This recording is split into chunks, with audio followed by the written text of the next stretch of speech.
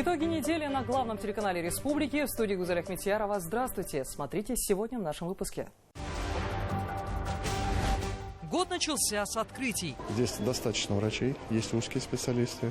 Молодые ребята, кстати, работают. И второй диспансеризация. Очень серьезно относится к диспансеризации. В ходе первой рабочей поездки Ради Хабиров посетил новую поликлинику в селе Кушнаренково. Как будет развиваться медицина в 2025 году? Любую болезнь проще предупредить, чем лечить. Для этого в поликлинике открыли кабинет медицинской профилактики. Их объединило доброе сердце. Вот это вот мазут выбрасывается на берег моря. Жители Башкортостана принимают активное участие в спасении обитателей Черного моря, где произошел разлив мазута. Животным и сейчас требуется помощь.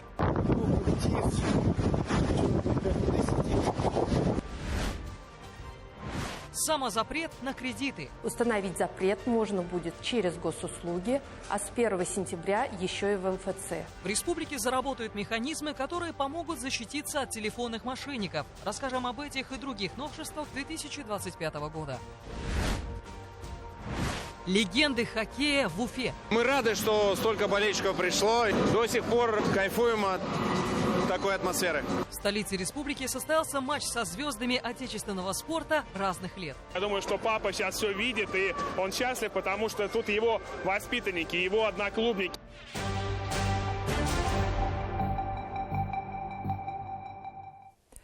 Оздоровили первичное звено медицины. Подарком на Новый год жителям села Кушнаренково стало открытие трехэтажной поликлиники, рассчитанной на 320 посещений в смену.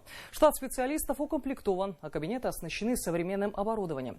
В рамках первой в 2025 рабочей поездки в муниципалитет с врачами и пациентами встретился глава Башкортостана. Ради Хабиров отметил, что в этом году также продолжают строительство еще 6 поликлиник в разных районах региона, новых хирургических корпусов в Учелах и в Республиканском кардиоцентре в Уфе. В селах откроют порядка 130 ФАПов. Ну а о первом объекте года расскажет наш корреспондент Азат Садриев. Этот новый аппарат – гордость врачей-рентгенологов. Раньше они использовали модель попроще, теперь могут не только получить более качественные снимки, но и обследовать пациентов в динамике. Лучше по качеству, снимки лучше, четче и по функциональности намного лучше аппарат.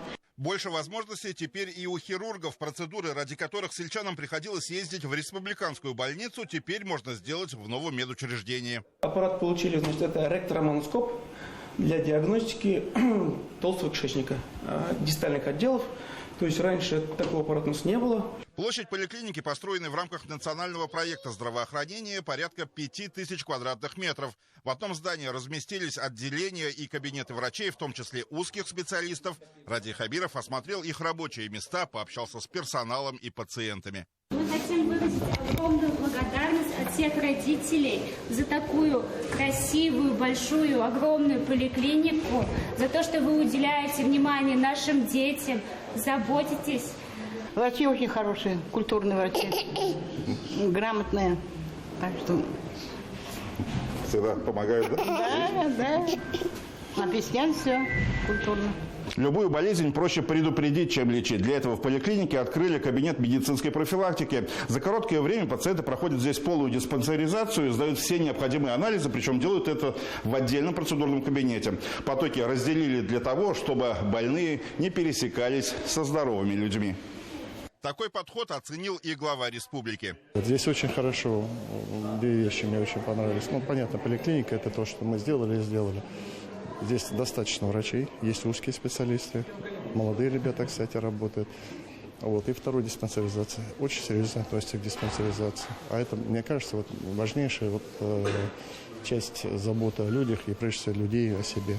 Еще до открытия новой поликлиники руководство медучреждения решило и кадровый вопрос. В нашей поликлинике 100% укомплектованность, есть все узкие специалисты. У нас 2 офтальмолога, онколог, хирург есть, дерматолог.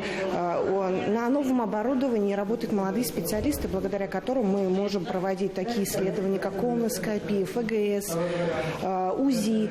У нас несколько аппаратов УЗИ, и на каждом работает по специалисту. То есть, в принципе, у нас все есть для того, чтобы оказать помощь нашим пациентам. В новой поликлинике пациентов принял и министр здравоохранения республики Айрат Рахматуллин. Руководитель ведомства по предварительной записи лично проверял состояние здоровья местных жителей в качестве врача-невролога.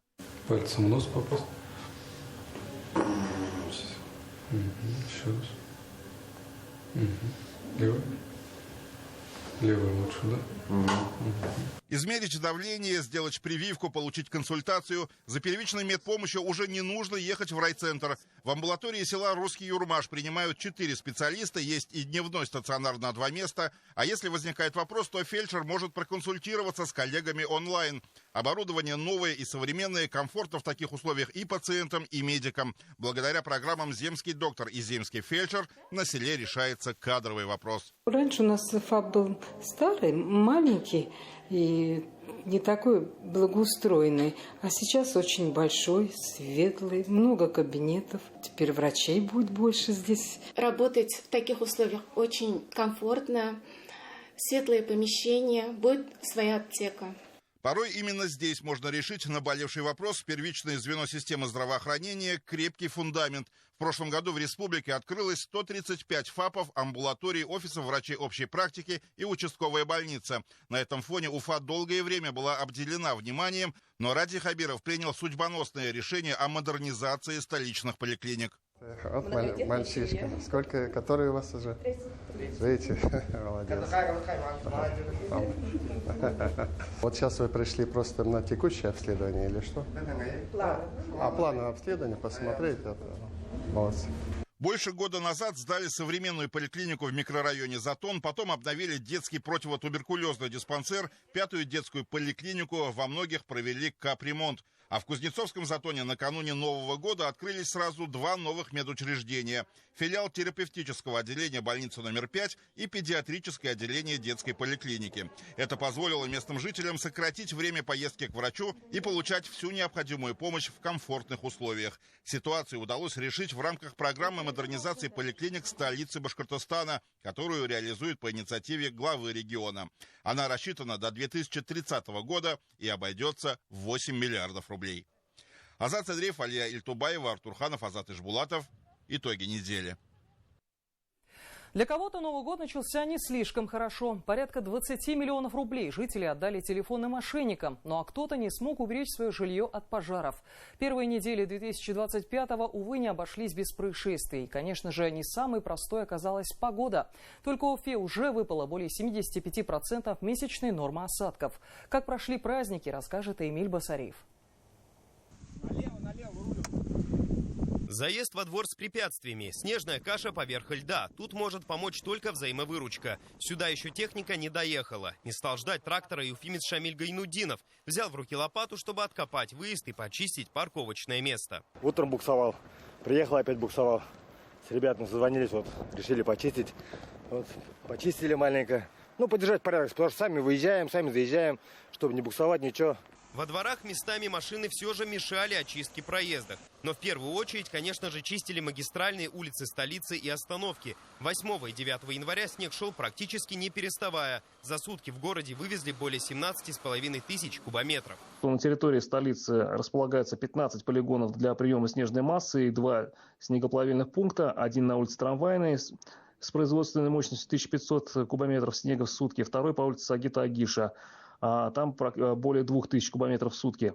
В республике пришлось даже ограничивать движение для грузовиков и пассажирского транспорта на нескольких дорогах, в том числе М5 и Р-240, и разворачивать пункты обогрева. Но вот кого не пугает даже самая неприветливая погода, так это рыбаков. Спасатели регулярно выходят в рейды по местам, где собираются любители подледного лова, информируют о правилах безопасности и раздают памятки. С собой эти спасалки, веревка, пешня.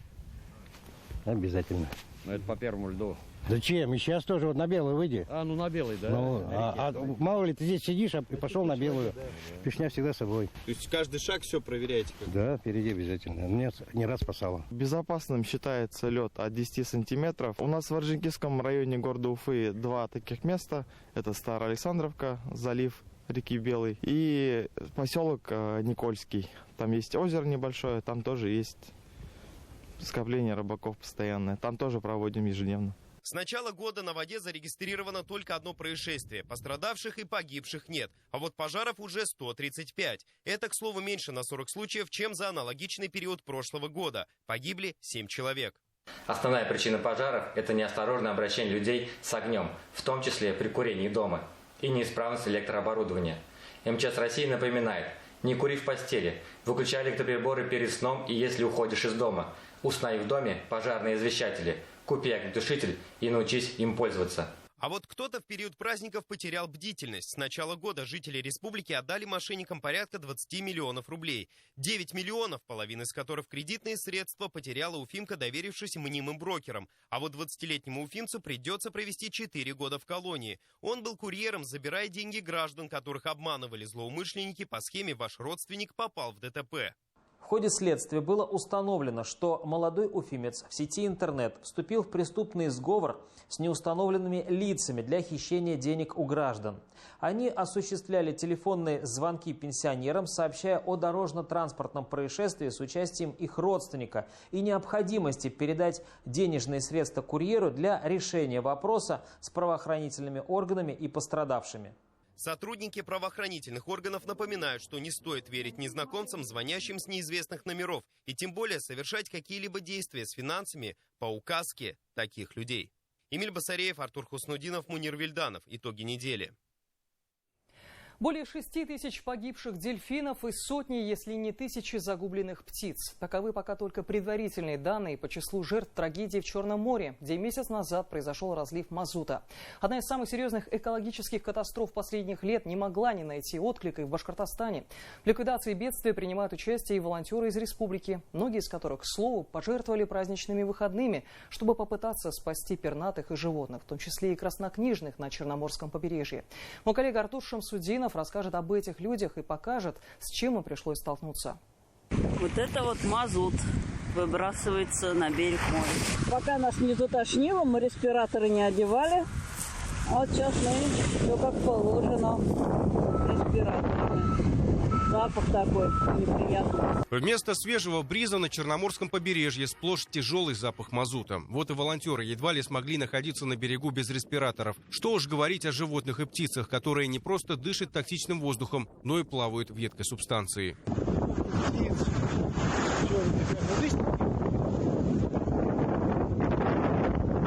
Птицы под особым вниманием волонтеров. Некоторых уже не спасти. Другие словно ждут, когда люди им помогут очиститься от черного пятна.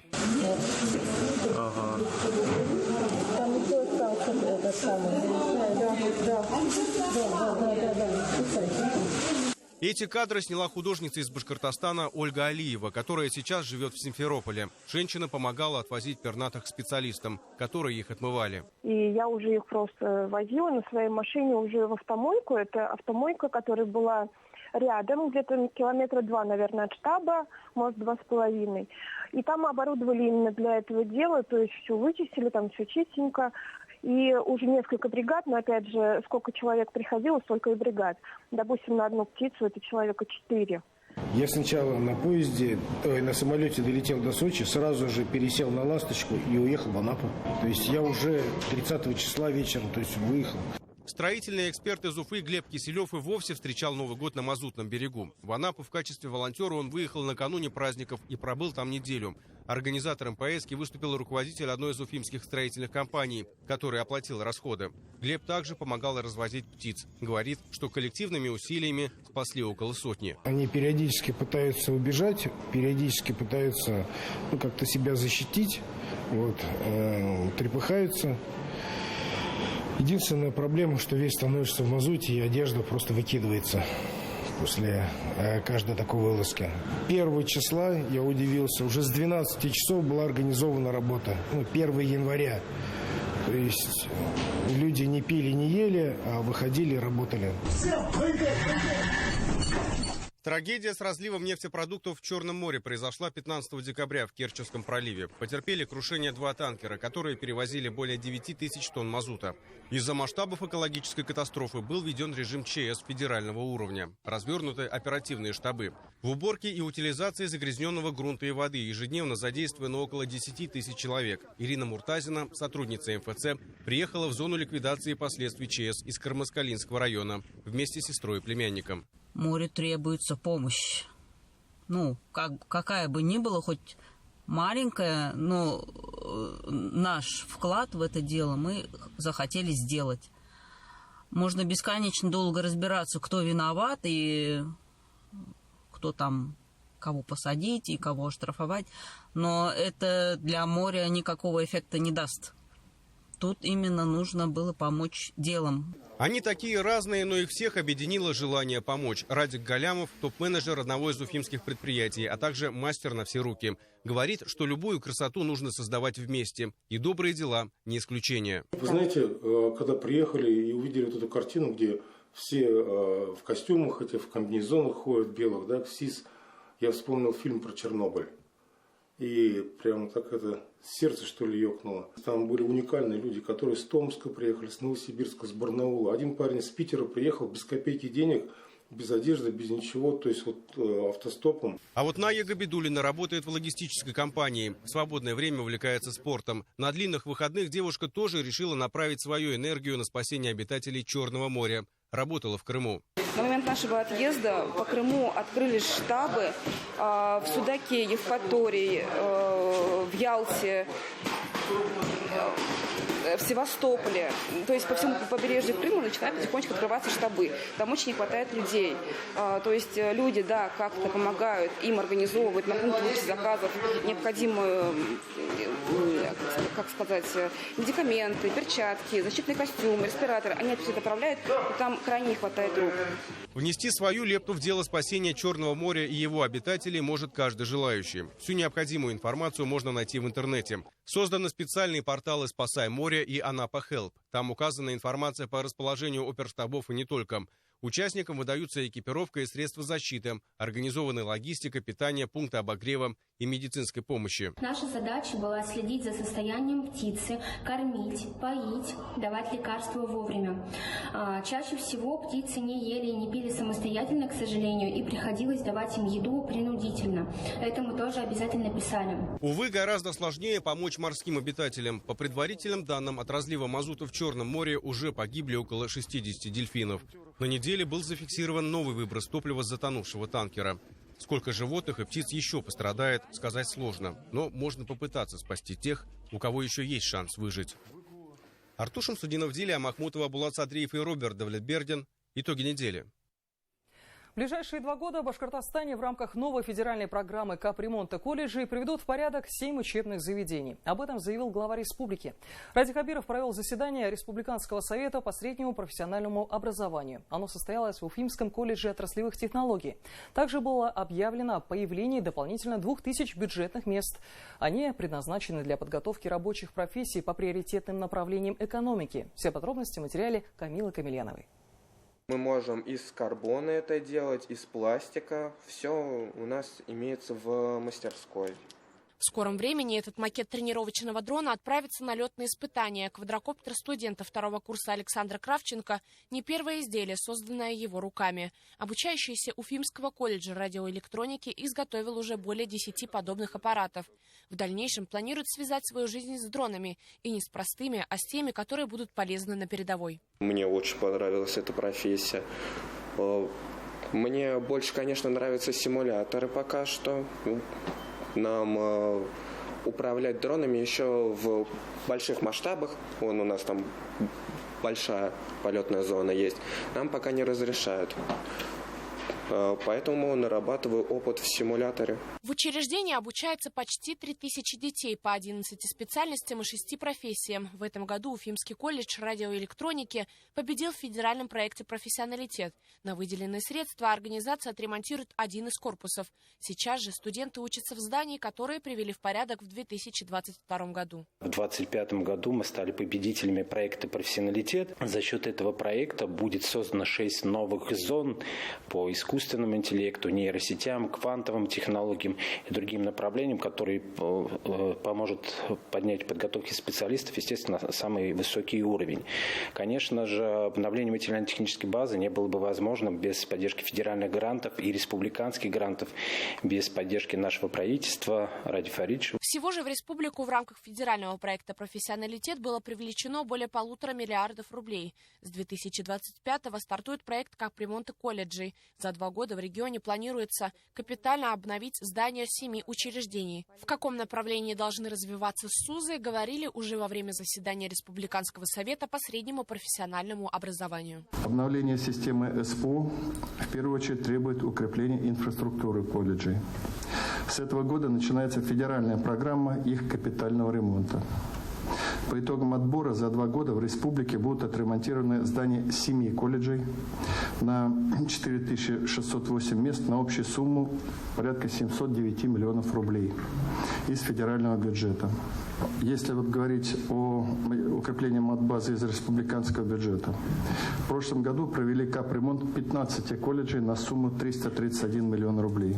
Спасибо, что в 2021 году мы провели ФНЧ в республике, да. Это осталось это наследие, да? Нет, что-то у нас было куплено, а какие-то части мы просто под замену сделали. Мы просто тогда так сильно потратились, я переживал, думаю. Нет, все по делу. 100 мастерских мы сделали вообще по республике. Все по делу, да, потому что мы же тогда и на Сибай, и на Мелиус, и на города, вот так вот это все. Глава республики инициировал последовательную работу по модернизации колледжей. До 2030 года запланировано выделить 4 миллиарда рублей, по 500 миллионов ежегодно на оснащение учебных заведений передовым оборудованием.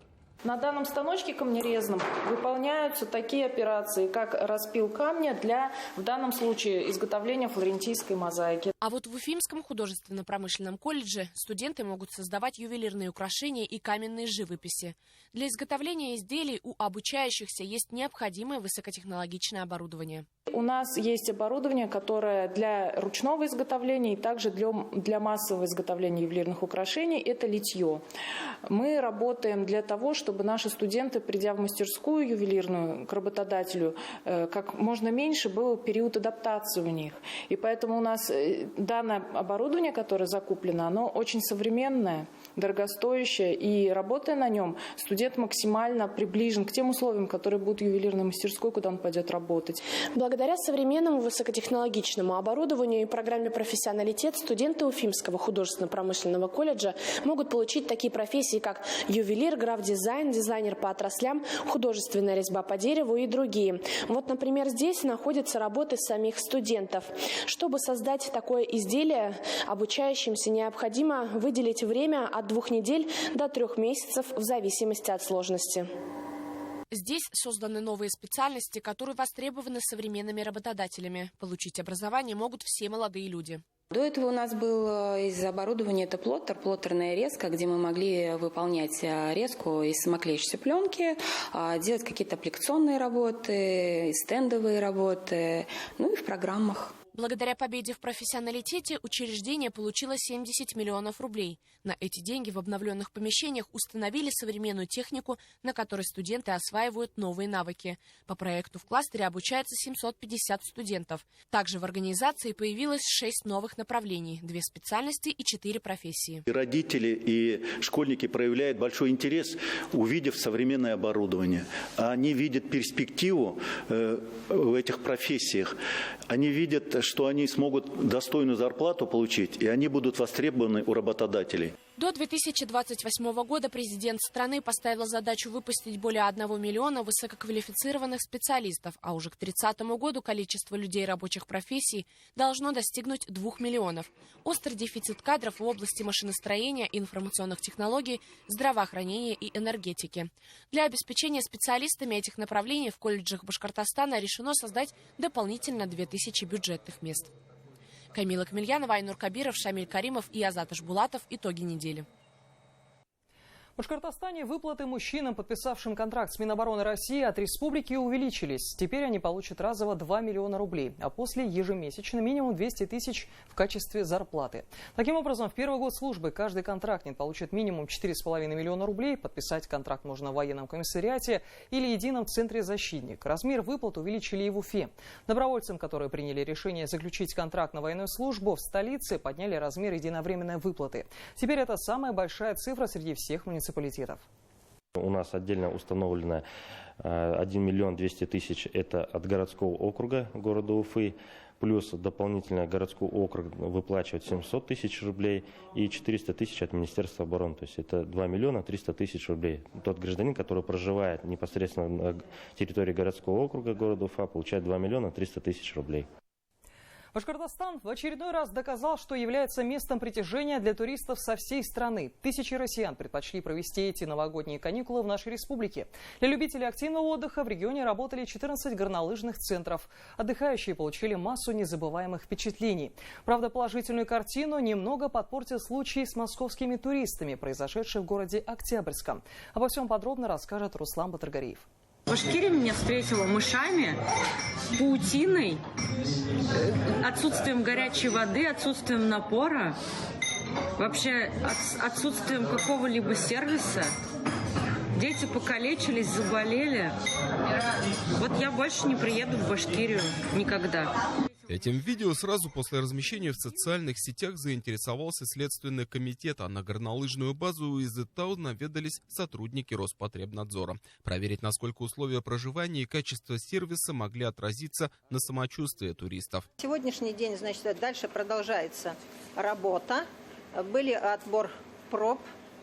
На сегодняшний день результаты пока не известны. Значит, ситуация остается под контролем управления Роспотребнадзора. Лица, значит, хозяйствующие субъекты контактны. Они готовы в кратчайшие сроки устранить все выявленные нарушения. По словам туристов, их дети спустя сутки пребывания на базе подхватили ротавирус. Причиной заболевания они считают съеденное праздничное угощение, которое якобы стало причиной их отравления. При этом никто к врачам не обращался как к медику горнолыжного комплекса, так и в местную больницу. Это подтвердили и в Минздраве республики. Отдыхающие горнолыжного центра УЭЗ-ИТАУ за медицинской помощью не обращались. Получается, туристы сами себе поставили диагноз, при этом их поведение ничем не напоминало поведение больных людей, недоумевает собственник горнолыжного комплекса. По его словам, все 3 дня пребывания группа туристов, в том числе гости из Москвы, активно отдыхали. 2 раза ходили в баню, ездили на лошадях, катались на санях. Об этом свидетельствуют записи, сделанные камерами видеонаблюдения. По ним не было видно, что они были больны или как-то лежали отравлены или еще что-то в этом роде. Да, претензии с их стороны есть, часть из них, я считаю, они действительно оправданы. Там были запинки у нас с водой. Мы это оперативно исправили. Но именно вот эта массовая раздутая новость о том, что у нас было какое-то массовое отравление, мы считаем ее неправдивой. Что касается мышей, подобных проблем раньше не возникало, говорят представители базы отдыха. Ежемесячно здесь проводят дератизацию. В будущем намерены уделять этому вопросу еще больше внимания. Произошедшее находится на контроле Министерства предпринимательства и туризма республики. Тот инцидент, его не назовешь инцидентом, раздули из мухи слона, но он, конечно, нанес репутационный вред туризму Башкортостана. Сейчас я уже не знаю, кто это заказывает. Сейчас мы все находимся в такой серьезной конкуренции и боремся за туристов. Если туристы здесь получили какой-то урон, я вот как министр приношу им свои извинения и говорю, что извините, это действительно наше гостеприимство, мы умеем встречать гостей. Поэтому вот то, что случилось, это очень неприятная ситуация, но она не стоит того, чтобы раздувать ее и говорить о всей Башкирии, о всем Башкортостане. УЭЗ-ИТАУ среди туристов пользуется большой популярностью, удивлены недовольством московских гостей и жителей республики, для которых горнолыжка стала постоянным местом активного отдыха. Катаемся здесь 10 лет, наверное, тут это домашний наш спот. Не каждый день, но через день, наверное, мы только положительные эмоции испытываем, рады, что это здесь есть. Никаких претензий к горнолыжке нету. Столовая внизу, дети постоянно там кушают, то есть я их привожу, они остаются тут на весь день, постоянно там питаются. Претензий никаких не было. Всего в Башкортостане действует 14 горнолыжных курортов. Они входят в 10 лучших в Российской Федерации по посещаемости и по уровню обслуживания. Эти новогодние каникулы еще раз показали, что республика заслуженно является туристическим регионом. Мы из города Оренбурга сюда ездим. В год по 2-3 раза, наверное, катаемся сюда. Банная, Белорецк и Абзаково. Брат у меня тоже с семьей сюда приехали с Сахалина. Родители тоже катаются. Ну, нам здесь очень нравится, детям очень нравится. Мы уже здесь в 4-й раз. Все нам очень нравится, любим кататься. Нашего младшего сына поставили в 3 года сначала на сноуборд, теперь на лыжи. Вот. Он уже даже катается с большой горы, ему всего лишь 5 лет, но у него очень хорошо все получается.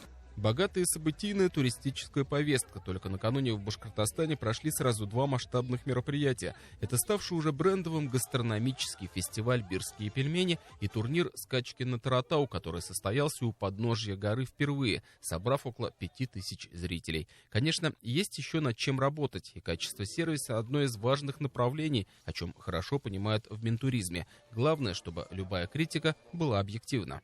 Руслан Батыргареев, Вадим Исламов, Роберт Давлетбердин и Артур Хуснутдинов. Итоги недели. Академик, доктор экономических наук, профессор. В Уфе попрощались с выдающимся ученым Мазгаром Исенбаевым. Заслуженный деятель науки России и Башкортостана скончался на 89-м году жизни. До последних дней Мазгар Насипович работал в Институте социально-экономических исследований Уфимского научного центра РАН. Он внес существенный вклад в разработку основных направлений экономического и социального развития Башкортостана. Был очень заботливым отцом, мужем.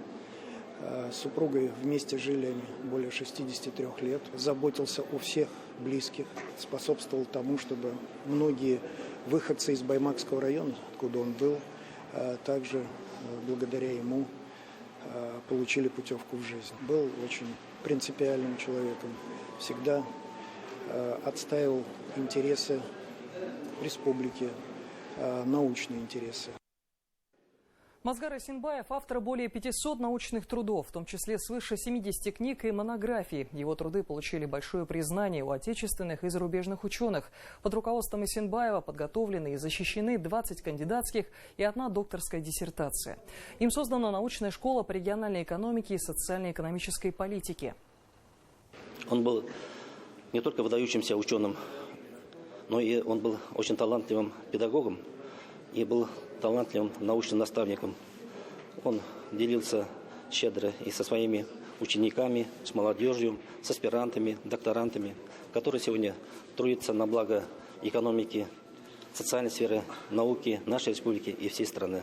Меня восхищало в нем его очень ответственное отношение к тому делу, которое он выполняет.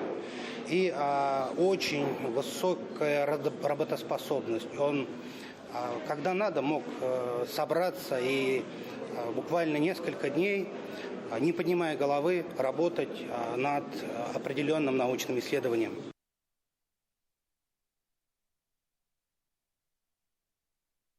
Дистанционный запрос по ОСАГО, самозапрет на кредиты и займы на свое имя и не только. В этом году вступают в силу важные изменения в финансовой сфере. Подробнее о новациях расскажет Алия Эльтубаева.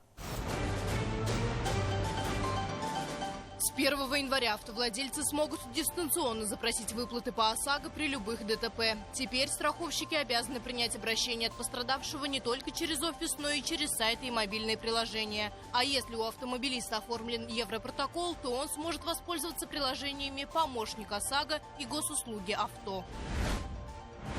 С 1 марта в России заработает система защиты от мошенников, которые набирают долги по чужим документам. Любой человек сможет запретить банкам и микрофинансовым организациям оформлять займы на свое имя. Если кредиторы и выдадут деньги, несмотря на ограничения, они не смогут требовать долг у жертвы аферистов. Установить запрет можно будет через госуслуги, а с 1 сентября еще и в МФЦ. Услуга бесплатная. Когда человеку действительно понадобится кредит, он тем же путем сможет снять запрет. С начала весны для возведения своего дома можно будет использовать сразу весь материнский капитал, при условии, что стройку ведет подрядчик с применением счета эскроу. Сейчас до начала стройки можно получить часть средств на оплату работ.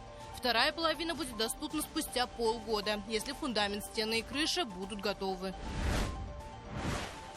Также для строительства можно будет использовать кредиты с господдержкой. Деньги по семейной и IT-ипотеке получится направить не только на покупку квартиры у застройщика, но и на возведение частного дома.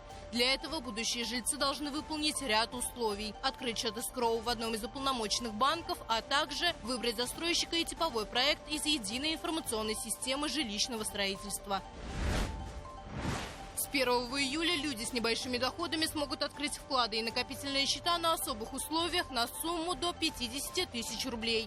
Проценты будут начисляться по самой высокой ставке, которую выбранный банк предлагает по депозитам сроком от месяца до года. Размер накопительного счета не ограничен, но проценты по нему будут зависеть от того, сколько денег окажется на счете. С 24 ноября нотариусы будут сразу запрашивать кредитную историю умершего. Наследнику сообщат результаты в течение месяца. Новый порядок позволит людям оценить размеры будущего состояния. Ведь по закону вместе с имуществом умершего переходят и его долги.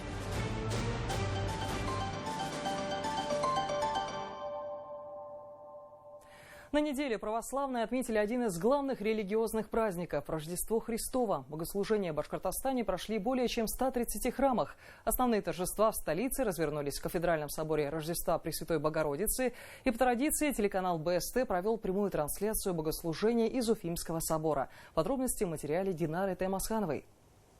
Прямая трансляция из храма ведется больше 6 лет, и подготовка к ней начинается задолго до богослужения. Камеры расставляют так, чтобы передать всю атмосферу торжества.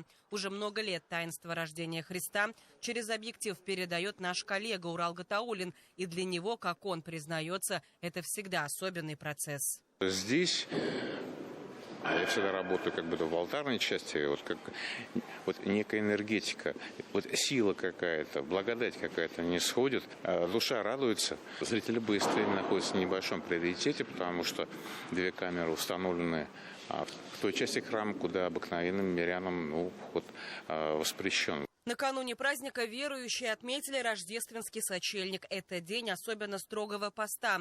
Разрешается принимать в пищу только сочево, размоченные и разваренные зерна пшеницы или риса. К каше можно добавить мед, орехи и изюм. Подготовиться к празднику важно и духовно. В этот день мы, помимо того, что поздравляем с этим великим праздником своих родных и близких, конечно же, как духовную составляющую нашей жизни православия, почитание своих родных и близких, не только живых, умерших, конечно же, побывать на службе, помолиться вместе с священнослужителями и попросить у Бога о мире во всем мире. Праздничная ночь, хоть и бессонная, но одна из благостных для верующих. Атмосфера создается еще на улице перед храмом. Рождественский вертеп символизирует пещеру, в которой, согласно Священному Писанию, родился Иисус Христос. Очень великий праздник, Рождество. В этот день как раз родился Христос. И вот как раз мы приходим, поклоняемся, радуемся этому. И теперь мы пришли, встретились с Ним. И Он нас как бы весь год оберегает. В первой части божественной литургии готовят хлеб и вино для того, чтобы впоследствии Господь их посвятил в тело и кровь Христа. Верующие заполняют для праздничных молитв места внутри собора и ожидают рождения Спасителя снаружи. Любви всем в этот праздник желаем. Всего самого лучшего. И благополучия. Среди пришедших в храм не только православные. Много представителей других религий, в частности мусульман. И это неудивительно. Башкортостан – многонациональный регион, где смешанные браки не редкость. Поэтому и рождественский праздник уже стал общим. Пришел сегодня с церкви, что у меня эти дети замуж вышли за православных. Вот, чтобы это, у нас семейные отношения, религию любую поддерживаем и уважаем. Поэтому живем дружно, мусульмане и православные.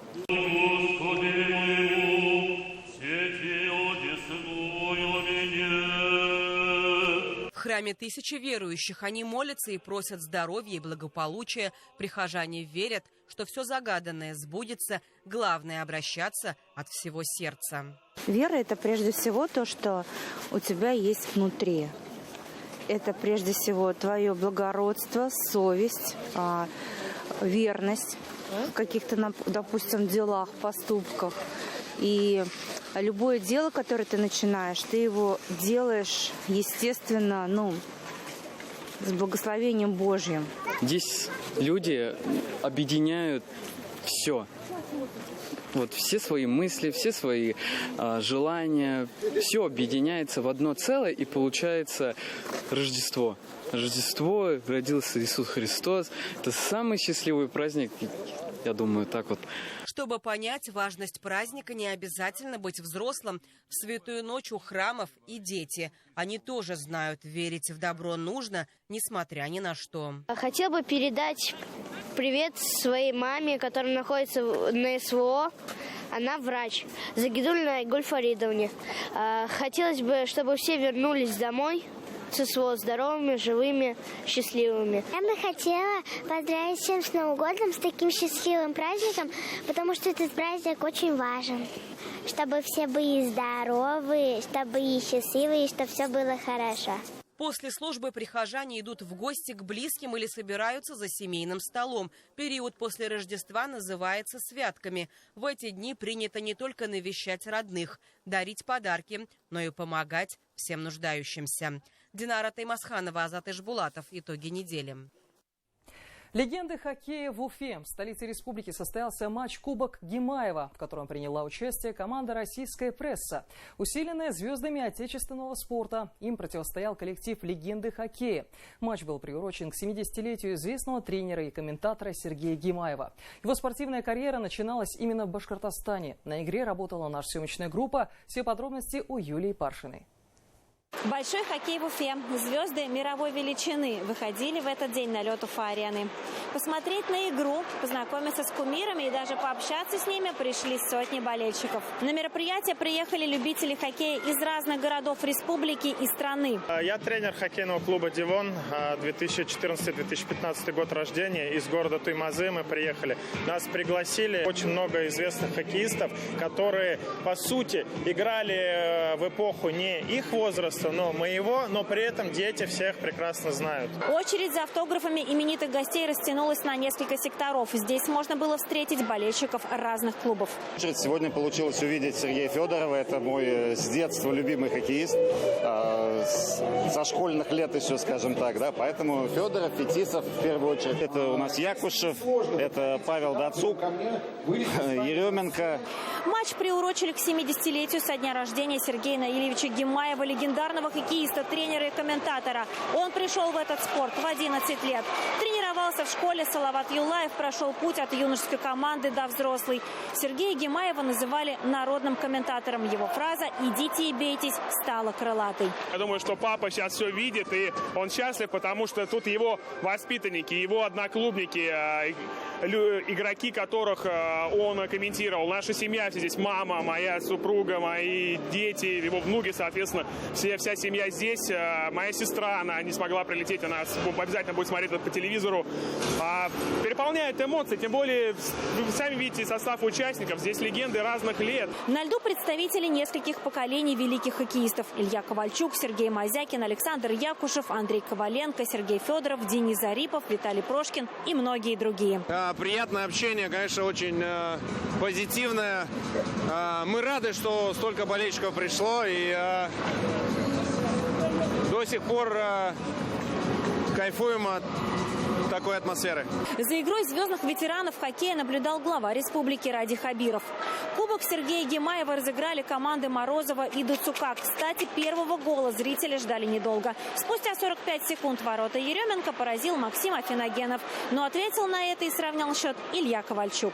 Я очень давно не был в Уфе, в связи с тем, что закончил рано профессиональную карьеру. Город изменился, очень прекрасный дворец. Я желаю дальнейшей команде процветания и городу тоже. Матч благотворительный, и часть вырученных средств будет направлена на помощь детскому спорту республики. Юлия Паршина, Аяс Хабибулин. Итоги недели. Далее рубрика «Итогов недели между нами». Это авторский взгляд моего коллеги-журналиста Руслана Шарафутдинова на происходящее в республике за последние 7 дней. Я же с вами прощаюсь. До встречи в эфире.